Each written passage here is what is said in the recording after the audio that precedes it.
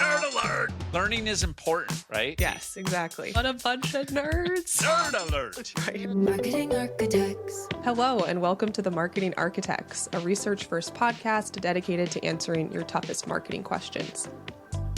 I'm Elena Jasper. I run the marketing team here at Marketing Architects, and I'm joined by my co-host, Rob DeMars, the Chief Product Architect of Misfits and Machines. Hi, Elena. Hello, we are back with your weekly Nerd Alert. Every week I'll take a deep dive into academic marketing research and translate its complex ideas into simple, understandable language for Rob, and of course for all of you. Are you ready to nerd out, Rob? Oh, if there was a tariff on being nerds, our cost just went up 200%. Let's do this. Let's do this. As always, we'll link the research we cover in the episode notes. This week I read a study titled Attention and Effectiveness to ESOV and Beyond Part 2 by Robert Britton and Peter Field. But before I get too far, Rob, I wanted to ask you this. True or false? Good creative can overcome bad media. Neither. I don't think it's a true or false question. I think it's more nuanced than that, personally. I think, the inverse is definitely true, that good media can often lift bad creative. You can have a forgettable ad, but if it's well placed, timed, and with enough impressions, it can get through. I think that creative also has its own kind of gravity where, if it's truly remarkable or emotionally resonant, that it can at least help the media perform slightly better. So that's my 2 cents. Okay. Tell me I'm wrong. I'm probably wrong. I don't think you're wrong. I think that's a fair opinion. And this study might change your mind slightly. I'm open. My brain is open. Well, we are talking about attention today, and this is one of the most comprehensive studies on how attention works in advertising, which is still a newer concept, I'd say. But what it really talks about is how attention doesn't work the way the most marketers think. Robert Britton and Peter Field, they teamed up with Karen Nelson-Field and her team at Amplified Intelligence. They're probably who we all know as the attention experts. And they wanted to go beyond the old share of voice model and show how attention metrics can bridge this gap between creative strength, media placement, and real business outcomes. The study is based on 39 Australian FE case studies. Each ad was tested using advanced eye tracking tech on YouTube, and they tracked both active and passive attention. So basically, how many seconds did people actually look at the ads?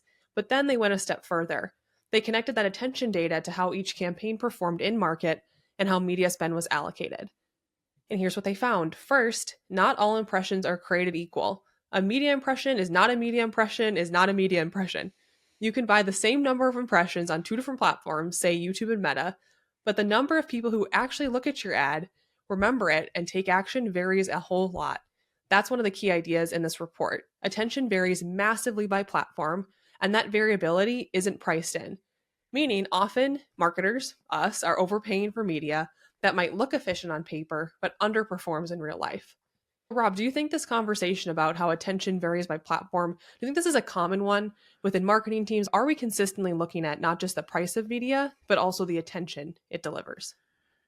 Gosh, it's a great nuance because I do think marketers have a growing appreciation that each channel needs to behave differently from a creative standpoint. Obviously, a 30-second TV spot is different than YouTube pre-roll, is different than a TikTok swipe. And so people are spending more time trying to reimagine what the creative looks and sounds like by channel and not just simply repurpose it. But it's a fair question to go, do we then weigh the attention metric differently? And that I haven't heard as much about. I think there's been a lot of focus on how we can all change the creative, but how we value the attention it drives, that feels like there's definitely a lot of room for more conversation there. Yeah, I agree. It feels like the way this comes into conversation is looking at overarching results and seeing, $1 spent here doesn't translate into the same business result as $1 spent there. But I wonder how much attention is coming up when you're actually media planning versus just focusing on kind of those short-term metrics associated with each platform. One thing I want to talk about is just like, why does attention matter in general, which already we've made clear, but it really is this gatekeeper to effectiveness. And the study, it breaks down attention into two different types. One is active attention. So that's somebody looking just directly at your advertisement.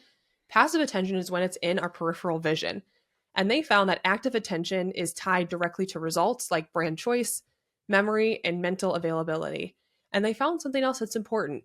Rob, let me ask you this question. I think I've asked you this before actually in an alert, but how many seconds do you think we need to see an ad for it to make it into our memory?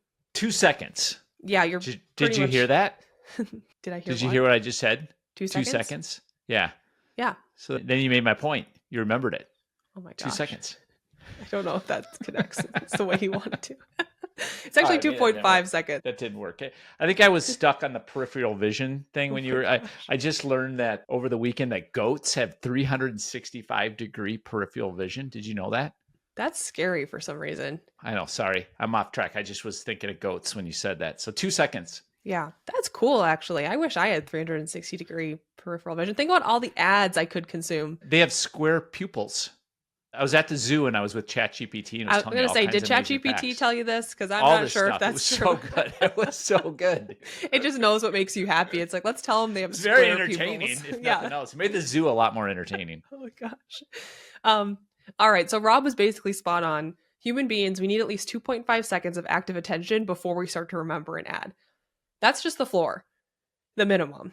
Unfortunately, 85% of video ads don't even reach that threshold. That means that most ads aren't just ineffective, they're invisible. Good creative only works when people see it. But now things got a little more interesting.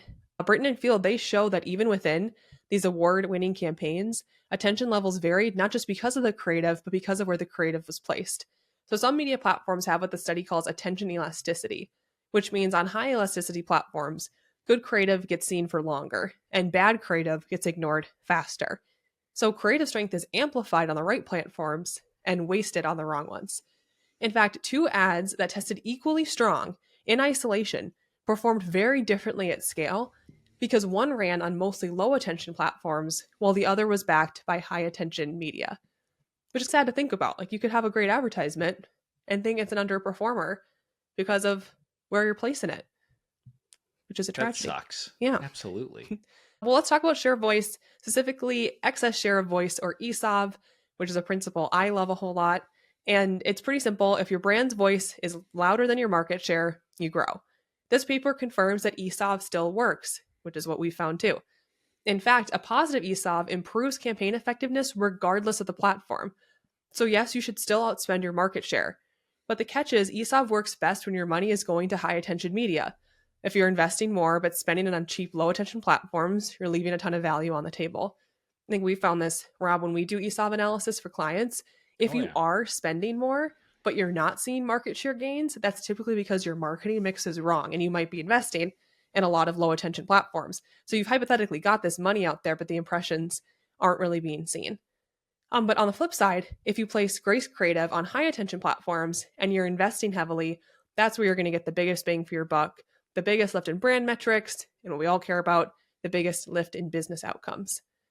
So Rob, we recently had a whole podcast episode with our friend Dan Cleveland related to ESOV because it can be kind of a debated topic, but how do you feel about it as a marketing principle after we've gone through all of that? Do you think that it's still relevant? I would fear for my safety if I didn't say I'm a huge believer in ESOV, because as an agency, we literally preach ESOV all the time, to the point where we just finished marketing effectiveness training thanks to Elena and Elena's team, and just continuing to unpack the principles of ESOP. So absolutely. And I say that both seriously and jokingly, like, we absolutely are believers in it. I'm a believer in it. It makes absolute sense. Obviously, not just because we're in television and television is a huge lever for that. It just shows, it just plays out in the results too. And we love our results. One of the biggest objections I hear to ESOP analysis is the tools are not accurate in calculating share of voice or market share, which is true, but they're inaccurate for everybody. So even if it's wrong, like, the ending calculation is probably still directional. But to wrap us up here, the headline of this study is really the most interesting finding in the report, which is campaigns that invested in lower attention platforms underperformed so significantly that the researchers said this: the evidence suggests those platforms are not cheap enough. Even with their low CPMs, the lost impact means they aren't delivering the value we assume. You might think you're saving money, but what you're really doing is draining creative impact and effectiveness. And now for our Rob GPT. If your campaign is a spark, attention is the oxygen. You can strike as many matches as you want, But if you do it in a vacuum on a platform where no one's really paying attention, nothing's going to ignite. But bring that spark into the right conditions with enough oxygen and the right fuel, and you've got a fire that not only lights up your brand, but can spread fast. So attention is not just a metric, Rob. It's the air your message needs to survive. I like that. I think ChatGPT's used that one before for something else for one of our previous episodes, but I do like that one. I think that's good. Makes a lot of sense. If it's not oxygen and fire, it's gardening or food, usually with ChatGPT. Great. Yeah, I love that study. I think anything like attention, I think is so interesting. And I know we're a TV agency, not to plug TV, but it is one of those platforms where attention quality is just so much higher. I appreciate the nuance. We do often talk about, oh, well, what do we need to do to change the particular piece of creative by channel? But we don't really give it the attention it needs on attention. Okay, well, not all attention is created equal. That's interesting. That's a great point. Like, hey, your creative isn't failing. Where you're putting it is causing any creative to fail, maybe. Right. So yeah, trying to determine performance when you're only invested in low attention media is going to be pretty tricky. Well, and also, what is that attention? Like, if you think of attention as a deliverable, right? It's okay to have different deliverables. There's different flavors of ice cream, right? So what is the attention of a TikTok view versus the attention of a television view? They're neither is better or worse. It's what is your strategy and which attention metric makes the most sense for what your objectives are. That's a great point. This doesn't mean you should only go invest in TV because it has a high attention metric. It means acknowledging it and maybe making certain decisions based on results from certain platforms, not over investing in low attention media, but then also not letting creative results on low attention media drive your overarching decisions. Maybe. So you're right. It's not don't invest in other marketing channels. It's maybe use this to reframe results. For sure. That's it for this episode of The Marketing Architects. We'd like to thank Taylor De Los Reyes for producing the show. You can connect with us on LinkedIn, and if you like the podcast, please leave us a review. Now go forth and build great marketing. Marketing Architects.